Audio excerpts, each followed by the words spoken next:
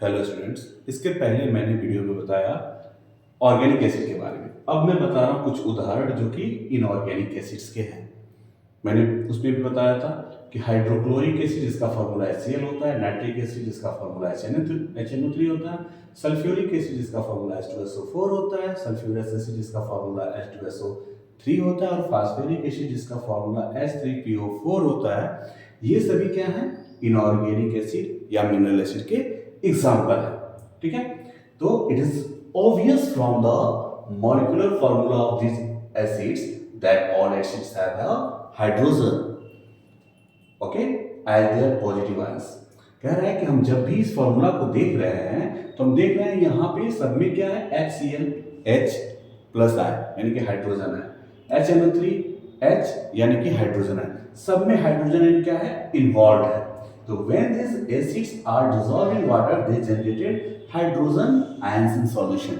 इस तरह से हम कह सकते हैं कि जब ये एसिड क्या होते हैं? पानी के अंदर डिसोसिएट होते हैं, तो HCl और इसको हम कर देते हैं पानी के अंदर डिसोसिएट, ये क्या बनाएगा? हाइड्रोजन आयन और प्लस क्लोरीन आयन देगा। ठीक है, तो जितने भी मिनरल एसिड होते हैं वो हम कह सकते हैं कि पानी में घुलने के बाद हाइड्रोजन आयन देते हैं।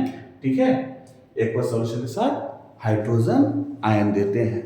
तो इसके बेसिस पे हम बोल सकते हैं कि those chemical substance which give hydrogen ion in its aqueous solutions are called acids. Is it clear? And the hydrogen ion combines with the water molecule and form hydronium ion। और यही hydrogen ion जब water molecule के साथ combined होता है तो क्या बनाता है? Hydronium ion, that means H3O positive charge. अब हम इसके बेसिस पे डिफाइन कर सकते हैं कि acids are therefore defined as chemical compounds which when dissolved in water yield hydronium ions as the only positive charged ions। यानी कि ऐसे सब्सटेंस, ऐसे रासायनिक पदार्थ जो क्या करते हैं? पानी के साथ घुलने के बाद हाइड्रोनियम आयन प्रदान करते हैं जो कि एक पॉजिटिव आयंस है, तो उसे हम क्या कहेंगे? एसिड। तो इस तरह से हमने एसिड्स का डिफिनेशन जाना। पहला जाना उसके भौतिक गुण के आधार पर, फिजिकल प्रॉपर्टी के आधार पे। दूसरा जाना उसके केमिकल प्रॉपर्टीज के आधार पे। तो भौतिक गुण के आधार पर हमने क्या है कि वो स्वाद में खट्टे होते हैं।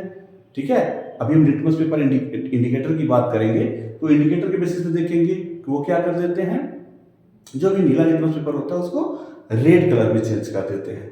ठीक है, तो इस तरह से इनका हम लोग भौतिक गुण के आधार पर डिफिनेशन कर दे सकते हैं और रासायनिक गुण के आधार पर डिफिनेशन दे सकते हैं कि ये पानी में घुलने के बाद क्या देते हैं? हाइड्रोनियम आयन देते हैं, यानी कि पॉजिटिवली चार्ज आयन देते हैं। ऐसे पदार्थ को हम क्या कहेंगे?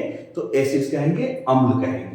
तो ये जो एग्जांपल आपको दिख रहा है, hydrochloric acid, nitric acid, sulphuric acid, sulphurous acid और फास्फोरिक एसिड, ये किसके एग्जांपल हैं? तो अकार्बनिक अम्ल के, यानी कि मिनरल एसिड की।